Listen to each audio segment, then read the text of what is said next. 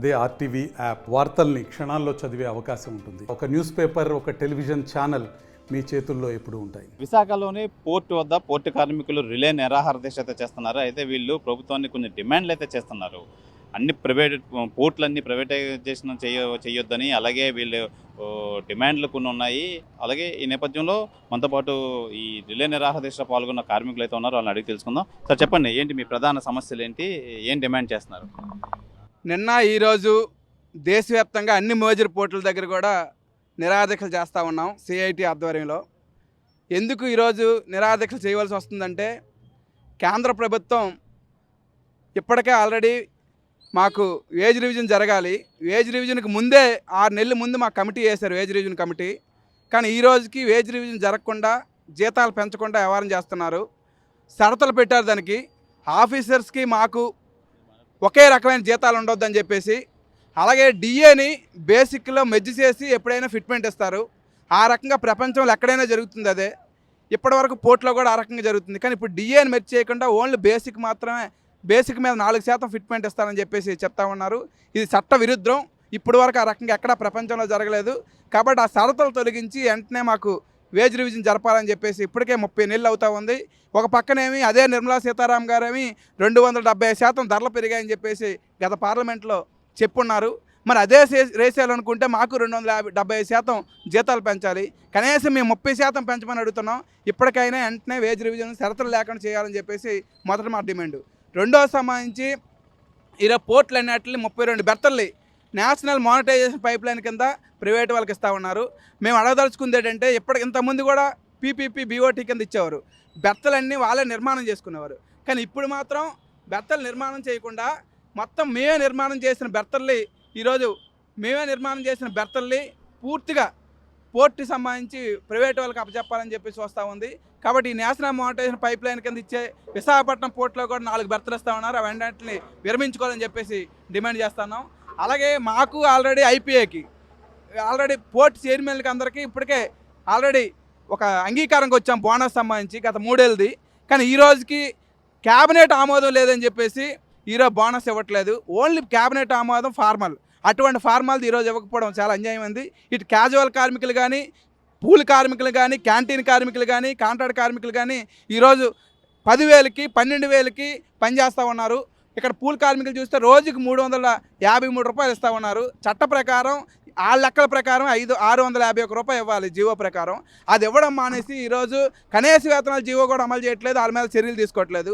గతంలో 6 నెలలు కాంట్రాక్ట్ కానీ క్యాజువల్ కానీ చేస్తే పర్మనెంట్ చేసేవారు, దాన్ని పక్కన పెట్టారు. కాబట్టి ఈ రకంగా పనిచేసి నాన్ పర్మనెంట్ ఎంప్లాయీస్ అందరినీ పర్మనెంట్ చేయాలని చెప్పేసి డిమాండ్ చేస్తూ ఉన్నాం. ఇప్పటికైనా చేయకపోతే తప్పనిసరిగా పోర్ట్ను మొత్తం సమ్మెం చేయవలసి వస్తుంది.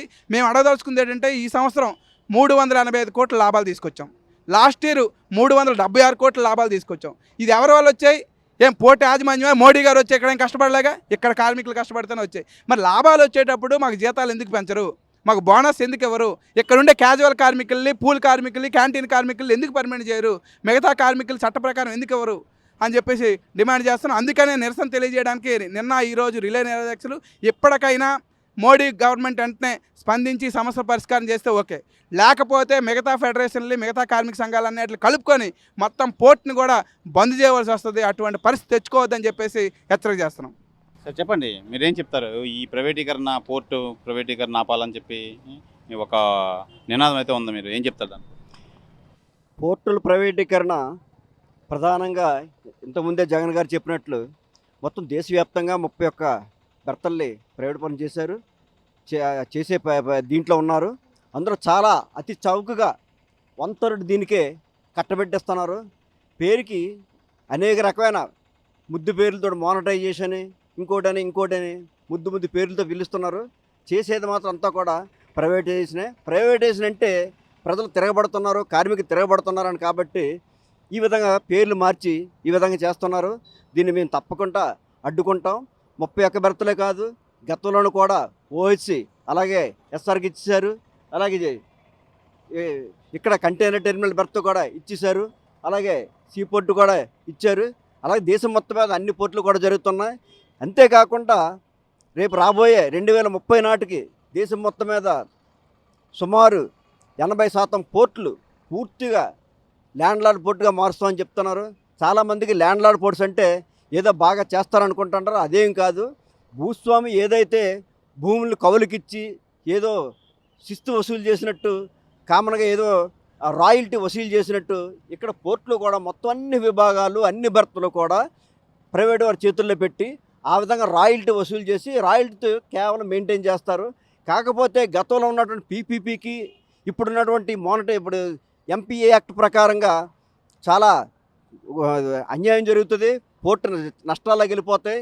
ఎందుకంటే పీపీపీ దీని ప్రకారంగా పోర్టులు ప్రైవేట్ పరం చేస్తే వాళ్ళు కంపల్సరీ అనుకున్న ఏదైతే ఉందో రాయల్టీ చెల్లించాలి. కానీ మారిన చట్టం ప్రకారంగా అయితే వాడు పూర్తిగా లాభాలు చూపించరు. అదే చేతులు మారి అతను నిర్వహించలేకపోతే సబ్ కాంట్రాక్ట్కి ఇచ్చేసి ఆ విధంగా చేసుకోవచ్చు. ఇటువంటి మార్పుల వల్ల పోర్టులు పూర్తిగా నష్టపోతాయి, ప్రైవేట్ చేతుల్లోకి వెళ్ళిపోతాయి. పైగా పోర్టులో దేశవ్యాప్తంగా అన్ని పోర్టుల్లో 74,000 ఎకరాల భూమి ఉంది. చాలా విలువైన భూమి ఉంది, గుండికాయ లాంటి భూమి. ఆ భూములు కూడా దారాదత్తం చేసుకోవాలనే ఆలోచనతో కుట్రపడినే ఈ విధంగా చేస్తున్నారు తప్ప ఇదేమి దేశ ప్రధానికైనా కాదు, మరెవరు కాదు. అంతేకాకుండా 9 రాష్ట్రాల్లో, ఇటు తూర్పు ఇటు పడమర 9 రాష్ట్రాల్లో అనుకున్న ఉంటే పోర్టులు ఇటు దేశ భద్రత కూడా చాలా కీలకమైనవి. పోర్టులు ప్రైవేట్ పరం అయిపోతే దేశ భద్రత కూడా ఉగ్రవాదుల చేతుల్లోకి వెళ్ళిపోతే చాలా ప్రమాదకర పరిస్థితులు ఉంటుందని చెప్పి ఈ విధంగా హెచ్చరించడం జరుగుతుంది. భవిష్యత్తులో ఈ ప్రభుత్వం ఈ నిర్ణయాన్ని మార్చుకోకపోతే అందరినీ కలుపుకొని తప్పకుండా తిప్పకూడదని చెప్పి మాకు ఆ విశ్వాసం ఉంది. సార్ చెప్పండి, ఏం చెప్తారు మీరు? ఈ పోర్టు పుట్టి వేళకి 91 సంవత్సరం అయింది. ఈ విశాఖపట్నం పోర్టుకి ఒక చరిత్ర ఉన్నది. ఈ పోర్టు ఉండడం వల్లనే విశాఖపట్నం నగరం చాలా అభివృద్ధి చెందింది. అలాగనే రెండోది స్టీల్ ప్లాంట్ కూడా అక్కడ గాజోక్లోన ఏర్పడడం వలన, షోర్ని స్టీల్ ప్లాంట్ ఏర్పడడం వలన అక్కడ గాజోక్ ప్రాంతం కూడా డైరెక్ట్గా ఇండైరెక్ట్గా అక్కడ లక్షల మంది ఉద్యోగస్తులు, వ్యాపారస్తులు అందరూ వ్యాపారం జరుగుతుంది. ఇలాంటి గవర్నమెంట్ సంస్థలు ఉన్న ప్రభుత్వ సంస్థలు మటుకు ప్రభుత్వ ఆధ్వర్యంలోనే ఉండాలి, ప్రైవేట్ ఆధ్వర్యంలో ఉండాలి. మేనేజ్మెంట్ గవర్నమెంట్ భూమి ఇస్తున్నది. దీనికి ఉదాహరణగా ఇక్కడే మన పోర్టులోనే, విశాఖపట్నం పోర్టులోనే అదాని ఈస్ట్కి 1, ఈస్ట్కి A1 కూడా భర్తీ ఇచ్చారు. ఒక వెసలు మాత్రమే 1 లక్ష టన్నులు కార్గో హ్యాండ్లింగ్ చేశారు. తర్వాత అది చేతులు ఎత్తేసి వెళ్ళిపోయారు. దానికి నష్టపరిహారం కూడా పోర్టే మళ్ళీ భరించి వాడికి డబ్బులు ఇవ్వాల్సి వచ్చింది. అలాగే మనం ఈరోజు ఇక్కడ నిరాహార చేసిన ముఖ్య కారణం ఏంటంటే, మాకు 1/1/2022 నుంచి వేజ్ బోర్డు బకాయి ఉంది. అయితే ఈ ఏజ్ బోర్డు మేనేజ్మెంటు ఒక 6 నెలల ముందుగానే పిలుపునిచ్చారు. అయితే పిలుపునిచ్చారంటే మనకు 1వ తారీఖు 1/1/2022కి వేజ్ రీజన్ వచ్చేస్తేనే మేము చాలా ఆశపడ్డాం. పిలిచి వాళ్ళతో నెగోషియేషన్ జరిగాయి. ఇప్పుడు 31 నెల పూర్తి అయ్యింది. 7 సిట్టింగ్లు మాత్రమే అయ్యాయి. 4% ఫిట్మెంట్ ఇస్తానని అన్నారు. డిఏ కలపకంటానని. దాంతో పోల్చుకున్నట్టయితే గత ఏజ్ బోర్డులోన 10.6 ఏజ్ రీజన్ విత్ డిఏతో కలిపి ఇచ్చారు, 50% డిఏ. ఈసారి ఇంత మెరుగైన వేజ్ రీజన్ జరగాలని, అలాగనే పిఎల్ఆర్ బోనస్ 3 సంవత్సరాలు అడ్వాన్స్ కింద ఇచ్చారు. ఆ బ్యాలెన్సు కొత్త బోనస్ కలిపి వెంటనే నెగోషియేషన్కి జరిపించి ఏర్పాటు చేయాలని కోరుకుంటారు. అలాగే పూల్ కళాశాలకి డిసీజ్ ఎంప్లాయీస్, రిటైర్డ్ ఎంప్లాయీస్ పిల్లలే ఇక్కడ పోర్టులో పనిచేస్తుంటారు. వాళ్ళు కూడా 20-30 సంవత్సరాల సర్వీస్ కూడా అయిపోయింది.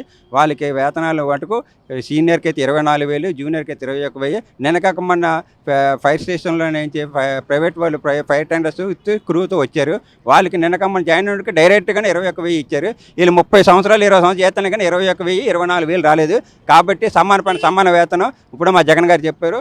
ఆ విధంగా ఇక్కడ పర్మనెంట్ చేయడానికి అవకాశం ఉంటే ఉన్నట్టు చేయొచ్చు, లేకపోతే మటుకు సమాన పని సమాన వేతనం ఇవ్వాలనే మా డిమాండ్. సార్ చెప్పండి, ఏం చెప్తారు సార్? మీ డిమాండ్లు ఏంటి? ప్రధానంగా పోర్టు ప్రైవేటీకరణ చేస్తున్నారు కదా, దాని మీద మీరు ఏం చెప్తారు? ప్రధానంగా పోర్టు ప్రైవేటీకరణకి మొదటి నుంచి కూడా సిఐటియుగా వ్యతిరేకం అనే కార్యక్రమాలు చేశాం.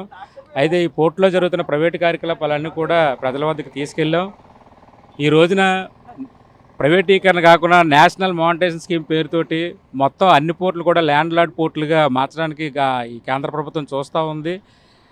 ల్యాండ్ లార్డ్ పోర్టులుగా మారిస్తే ఇక్కడ ఉన్నటువంటి కార్మికులకి పని లేకుండా పోతుంది, ఉపాధి లేని అభివృద్ధి జరుగుతూ ఉంది ప్రజెంట్ దేశంలో. కాబట్టి మాకు ఉన్నటువంటి సమస్యలు ప్రధానంగా బోనస్, 3 సంవత్సరాల బోనస్ పెండింగ్ ఉంది. అలాగే 2022 జనవరి నుంచి వేతన ఒప్పందం చేయాలి. అలాగే ఇటీవల చైర్మన్ గారు 90 మిలియన్ టన్నులు చేయాలని చెప్పేసి 90 సంవత్సరాలు పూర్తయింది, పూర్తికి చెప్పే టార్గెట్ అందరికీ పెడతా ఉన్నారు. ఉపాధి కల్పిస్తే ఇక్కడ పర్మనెంట్ ఎంప్లాయీస్ నింపితే చాలామంది ఉన్నారు, కాంట్రాక్టు తర్వాత పోర్టు పూలు వీళ్ళందరూ కూడా ఉన్నారు. వాళ్ళందరికీ ఉపాధి కల్పిస్తే ఉవ్వెత్తున ఈ టార్గెట్ అనేది రీచ్ అవుతుందని మా నమ్మకం. ఇటువంటి విధానాలు చైర్మన్ గారు తీసుకోవాలని మేము ఆశిస్తున్నాం. ఇది ప్రధానంగా పోర్టు కార్మికులైతే ఈ కనీస వేతనం 20,000 రూపాయలు ఇవ్వాలి, అలాగే బోనస్లు ఇవ్వాలి, అలాగే ఈ ప్రైవేటైజేషన్ చేస్తున్న పోర్టులన్నింటినీ ఆపాలి ఇమీడియట్గా. ఇప్పటికే కొన్ని భర్తలు అయితే ప్రైవేటైజేషన్ చేశారు, దీనివల్ల ఉగ్రవాదుల చర్యలు అయితే పాల్పడతారు, దీనివల్ల దేశానికి భద్రత కరువు అవుతుందని చెప్పి వీళ్ళైతే ప్రభుత్వాన్ని డిమాండ్ చేస్తున్నారు. ఇది ఇక్కడ పరిస్థితి. కెమెరామెన్ రమణ కుమార్తో Sivaramakrishna, RTV, Visakha port area నుంచి. మరిన్ని వీడియోస్ కోసం ఛానల్ ని సబ్స్క్రైబ్ చేయండి, లేటెస్ట్ అప్డేట్స్ కోసం వాట్సాప్ ఛానల్ ని ఫాలో చేయండి అండ్ లింక్ డిస్క్రిప్షన్ లో ఉంది.